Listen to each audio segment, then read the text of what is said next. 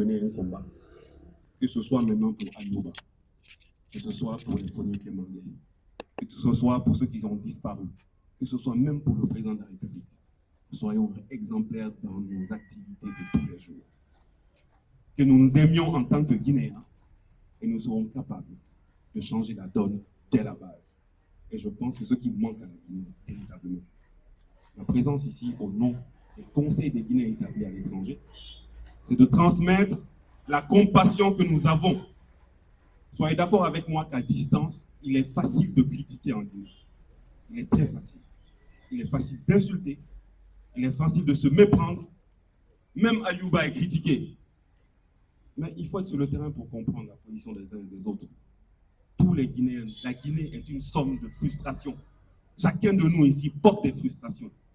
Nous ne savons pas parfois comment l'exprimer. Et souvent, nos leaders politiques qui sont devant nous sont obligés, quelquefois, au-delà même de leurs idées, de mener le combat qu'ils veulent mener pour vous et pour nous. Mais il faut que nous contribuions à faciliter la tâche et que le discours soit le plus apaisé possible. En Guinée, nous ne sommes pas en Europe. En Guinée, nous ne sommes pas en Allemagne. En Guinée, nous ne sommes pas aux États-Unis. La Guinée a sa particularité. Pour reprendre la phrase du doyen du RPG, c'est vrai que la vie, de manière générale, n'est pas une course de vitesse. C'est effectivement une course de fond sans fin. Et cette course de fond sans fin, il faut d'abord s'y identifier. Moi, je n'ai pas de problème. Si tout le gouvernement est composé que de bas, je n'ai pas de problème. Tant que mes libertés fondamentales sont respectées et que j'arrive à vivre dans ce pays dignement. C'est ce pourquoi nous devons tous nous battre.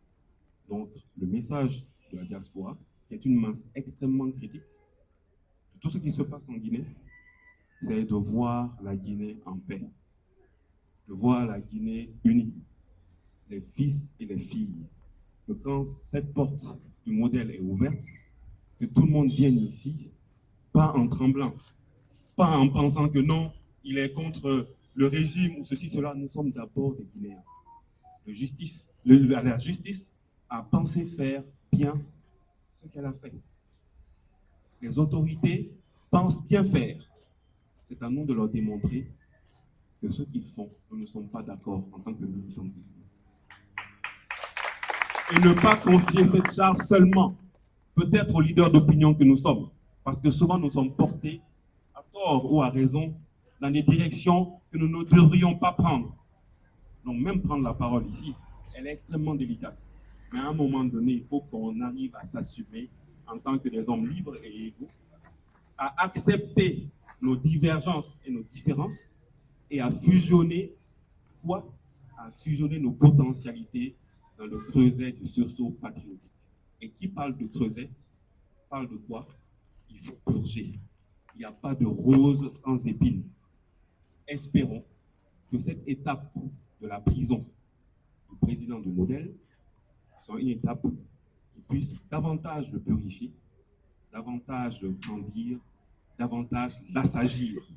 Nous avons besoin d'hommes. Mais d'hommes aussi qui ont de la pensée positive pour le peuple. Donc pour être très court, c'est mon message.